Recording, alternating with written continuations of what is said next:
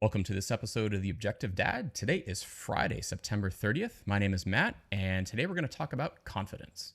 One of the topics that I tend to share frequently with my kids, especially now that my daughter is in school, is the topic of confidence, and particularly how confident they are in the things that they think that they know. So as an adult, this was actually something that I needed to learn as well. And it's a method that I got from reading lots of different sources. And I just wanted to share a little bit of a framework that I use to bucket my confidence with any piece of information. So, right out of the gate, whenever I come across something new, I want to categorize it as, is it something that's just possible? Or is it something that I think is probable? Is it something that I happen to be certain about? Or is it something that's arbitrary? Or do I just not know and not have enough information? And those categories really drive how I evaluate my overall confidence in that new information. So I'm going to break down each one. Something is possible whenever there is some evidence that supports it, and also nothing else that you know of that it contradicts. So, for example, I might see a weather report and they're going to call for like a 60% chance of rain. Well, there's some evidence to say that it's going to rain because I more or less trust the weather folks, and that's how they make their living, and they're meteorologists and they go to school, and there's, good scientific method behind weather forecasting to the extent that they're giving me a level of confidence with 60%. So in that case, if it's 60%, that doesn't necessarily mean that it's guaranteed to rain and ruin my day, but it is possible that it's going to rain because there's some evidence that supports it. Regarding the second part of the test, I also know that I live in an area where it is possible that it's going to rain. So I don't live in the middle of the desert and or in the over in the North Pole. So I'm pretty confident that, given there's nothing else that I know that would contradict that 60% chance of rain. So at that level, I'm pretty okay with saying, yes, it's possibly going to rain if I see a weather report of 60%. So something becomes probable. I'm going to move on to the next category. Something becomes probable when there are many facts that support one claim. So just going with the rain example, maybe I see the 60% chance of rain, but I also see some dark clouds over in the sky. And I know that maybe this time of year that rain is actually pretty common. Maybe I hear some thunder in the distance, or I smell a little bit more humidity in the air than normal. So all these are other additional indicators that might graduate my confidence from just being it's possibly going to rain to then becoming confident that, well, it's probably going to rain.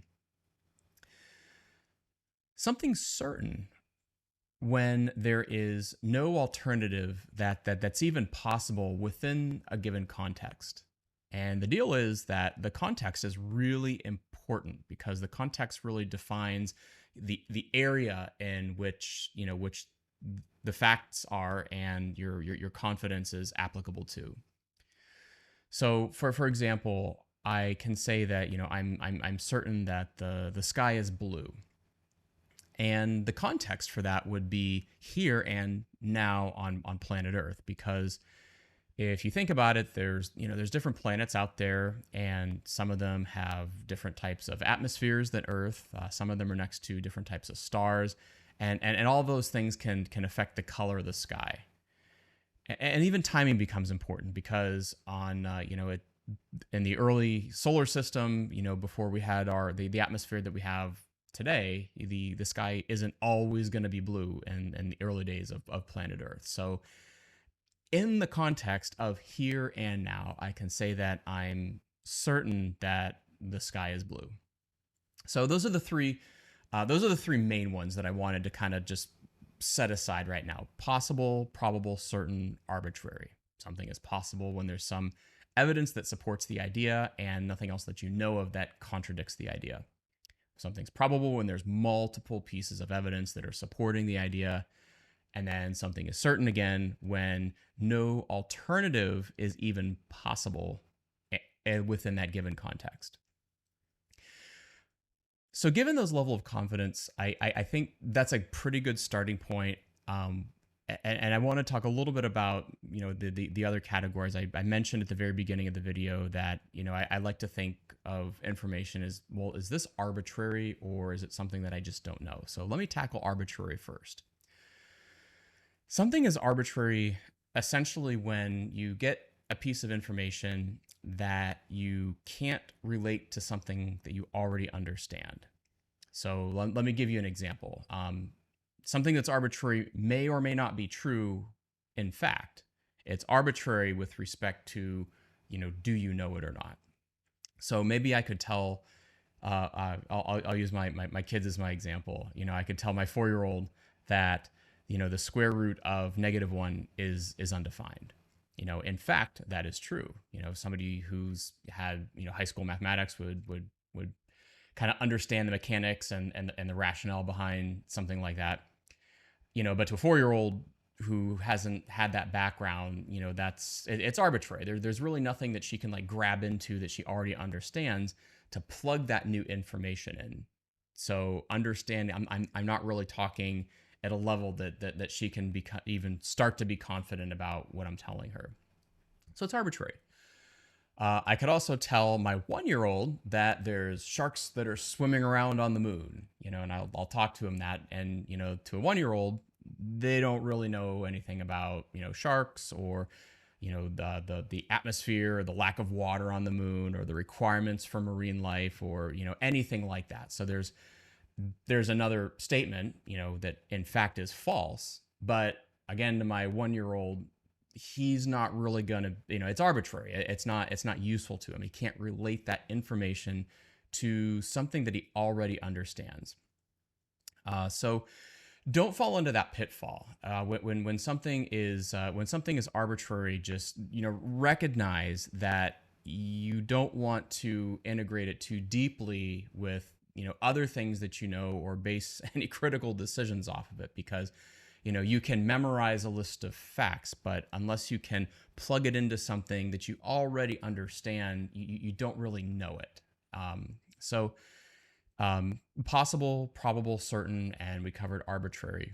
So the final point that I want to speak about is, where does I don't know fall into this? And I don't know is really just the default state. I don't know. I don't know a lot of things. I don't know much about chemistry, or I don't know much about cosmology, for example. So those are things that they're their own bodies of knowledge. And the thing that you have to be careful with about I don't know is you always want to be intellectually honest about what you know and what you don't. What happens to a lot of folks that I've seen, even in a professional setting, is when somebody's not confident about their methodology, I've observed that some folks will tend to come off like they know more than they actually do. So rather than say I don't know, when asked directly, or just be upfront about what they don't know, maybe they should know it. Maybe the different topic, but the thing about saying that you or pretending that you do know something that you actually don't, a lot of times that's going to prevent you from understanding what is actually true.